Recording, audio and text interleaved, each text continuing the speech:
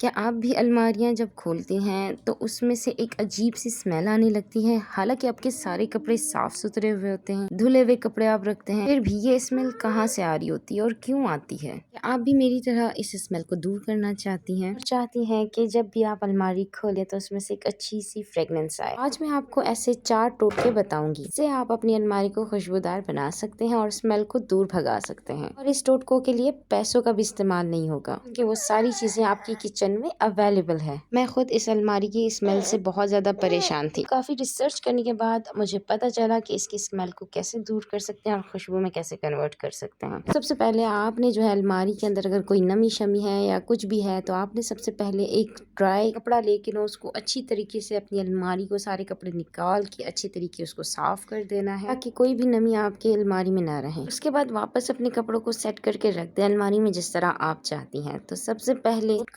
پہلے میں یوز کر رہی ہوں اس میں مجھے چاہیے ایک باؤل کھلا ہوا، ایسا باؤل ہونا چاہیے، منہ کھلا ہونا چاہیے۔ باؤل میں ہم نے ایڈ کرنا ہے بیکنگ پاؤڈر۔ پھر چلتے ہیں اپنے دوسرے ٹوٹکے کی طرف۔ اس کے لیے بھی ہمیں چھوٹی سی ایک پیالی چاہیے کھلے منہ والی، اور کافی چاہیے۔ اس پیالی میں ہم نے کافی کو ایڈ کر لینا ہے۔ جتنی کافی آپ ڈالیں گے اتنی اسمیل اچھی آئے گی۔ کافی ایڈ کرنے کے بعد اس کو بھی ہم سائڈ پہ رکھتے ہیں۔ اس کے بعد اپنے تیسرے ٹوٹکے پر جاتے ہیں۔ تیسرے ٹوٹکے کے لیے ہمیں ایک کپڑا چاہیے۔ کپڑا آپ چاہیں تو کاٹن کا لیں، کوئی بھی لے سکتی ہیں۔ اس میں 3 الائچی ڈالیں، گرین ڈالیں۔ میرے پاس گرین الائچی اویلیبل نہیں تھی۔ اس کے بعد کچھ لونگ ڈال دیں اور اس کو اچھی طریقے سے ایک پوٹلی میں کنورٹ کر دیں۔ اس پوٹلی کو بھی ہم سائڈ پہ رکھیں گے۔ پھر چلتے ہیں اپنے چوتھے ٹوٹکے پر۔ اس کے لیے مجھے چاہیے 1 کپ پانی، کمفرٹ فیبرک اور بیکنگ سوڈا، اور ایک اور انگریڈینٹ جائے گا جو ہے ونیگر۔ اگر آپ کو ونیگر کی اسمیل پسند نہیں تو اس کو آپ اسکپ بھی کر سکتے ہیں، ضروری نہیں، آپ کے پاس جو چیزیں اویلیبل ہیں آپ وہ بھی استعمال کر سکتے ہیں۔ کمفرٹ فیبرک جو ہوتا ہے وہ کپڑوں میں سے اسمیل بہت اچھی لے آتا ہے۔ بیکنگ سوڈا نرمی کو جو ہے ایبزارب کرتا ہے، اس کا بھی جو ہے اسمیل کو دور کرتا ہے۔ سب چیزوں کو مکس کرنے کے بعد آپ کو چاہیے ایک